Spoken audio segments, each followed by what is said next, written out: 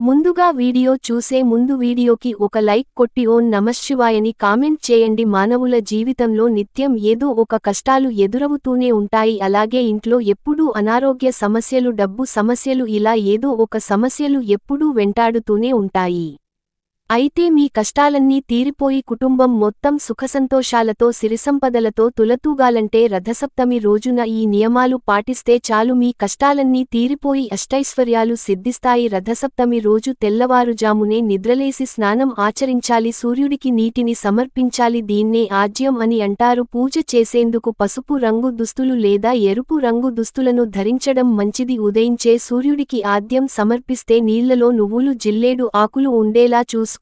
ఓం సూర్య దేవాయ నమః అనే మంత్రాన్ని జపిస్తూ అర్ఘ్యం సమర్పించాలి. బ్రహ్మ ముహూర్తంలో నిద్రలేచి స్నానమాచరించి సూర్యుడికి నీటిని సమర్పించడం వల్ల సూర్య భగవానుని ఆశీస్సులు మీకు లభించి తద్వారా మీ కుటుంబం మొత్తం అష్టైశ్వర్యాలతో సిరిసంపదలతో ఉంటారు. ఉద్యోగ వ్యాపారాలలో పురోగతి కావాలనుకునేవారు రథసప్తమి రోజున గోమాతకు బెల్లం తినిపించాలి. గోమాతలో ముక్కోటి దేవతలు కొలువై ఉంటారు కాబట్టి రథసప్తమి రోజున గోమాతకు బెల్లం తినిపించడం వల్ల ముక్కోటి దేవతలు అందరూ సంతోషించి మీరు అనుకున్న కోరికలు తొందరగా రెట్టింపు అవుతాయి. ఇలా చేయడం వల్ల మీ ఆదాయం కూడా రెట్టింపు అయ్యే అవకాశం ఉంటుంది. సమాజంలో మీకు గౌరవ మర్యాదలు పెరుగుతాయి. రథసప్తమి రోజున మట్టి కుండలో పాలను ఉంచి వాటిని కొద్దిగా వేడి చేసిన తర్వాత ఆ పాలను సూర్యకిరణాలలో కొంత సమయం ఉంచి వాటితో నైవేద్యం తయారు చేసి లక్ష్మీదేవికి సమర్పించాలి.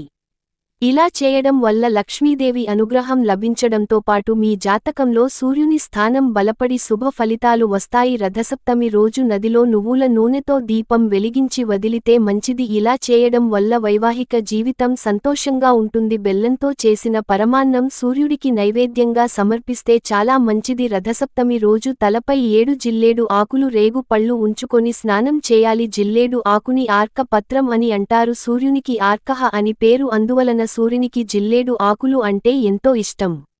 సూర్యుడు రథానికి ఉండే 7 గుర్రాలకు 7 జన్మల్లో చేసిన పాపాలకు 7 రకాలైన వ్యాధులకు చిహ్నంగా 7 జిల్లేడు ఆకులు తలపై పెట్టుకుని స్నానమాచరిస్తారు. ఎలా చేయడం వల్ల మీకు అదృష్టం పెరుగుతుంది, అంతేకాదు కష్టాల నుంచి విముక్తి లభిస్తుంది. హిందూ పురాణాల ప్రకారం రథసప్తమి రోజున ఉప్పు తినడం మానుకోవాలి. ఈ పవిత్రమైన రోజున మీ శక్తి సామర్థ్యం మేరకు పేదలకు ఉప్పును దానం చేయాలి.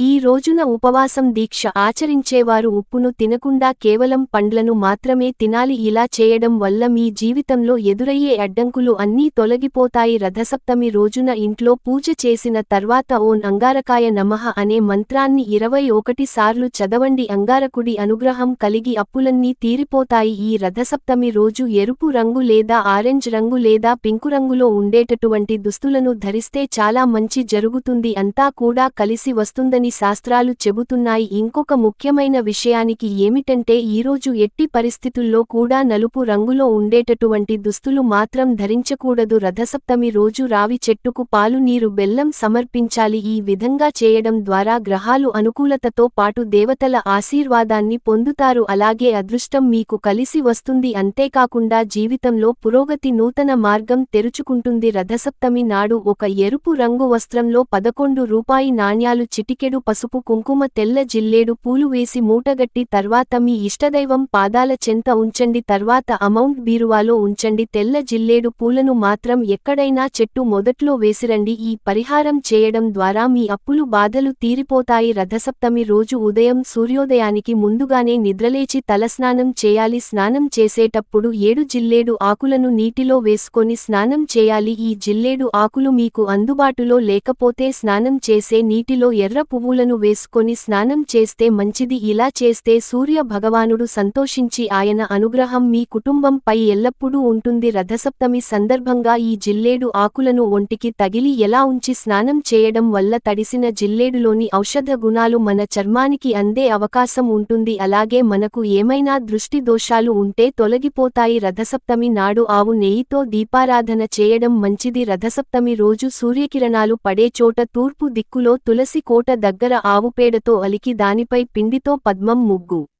వేసిపోయి పెట్టి పిడకలు అంటించి పాలు పొంగించి ఆ పాలలో కొత్త బియ్యం బెల్లం నెయ్యి యాలకులు వేసి పరమాన్నం తయారు చేస్తారు. తులసి కోట ఎదురుగా చిక్కుడుకాయలతో రథం చేసి చిక్కుడుకాయలపై పరమాన్నం నుంచి దేవుడికి నైవేద్యంగా సమర్పిస్తారు. రథసప్తమి నాడు దేవుడికి ఎరుపు రంగు పూలతో పూజిస్తే మంచిది. రథసప్తమి రోజున ఎవరైతే ఇలా చేస్తారో వారు కష్టాలన్నీ తీరిపోతాయి. రథసప్తమి రోజున పవిత్రమైన నదుల్లో పుణ్యస్నానానికి విశేష ప్రాధాన్యత ఉంది. ఈ రోజు ఏదైనా ప్రవహించే నదిలో సూర్యోదయానికి ముందే స్నానం చేయడం వల్ల శుభ ఫలితాలు వస్తాయి. ఒకవేళ నదికి వెళ్లడం వీలు కాకపోతే ఇంట్లో ఉన్న నీటిలో నదీ జలాన్ని కొంచెం కలుపుకొని స్నానం చేయాలి. ఎలా? ఈ రథసప్తమి నాడు ఇలాంటి విధివిధానాలు పాటించి ఆ లక్ష్మీదేవి అనుగ్రహానికి ఆ సూర్యభగవానుడి కృపకు అందరూ కూడా పాత్రులు కండి.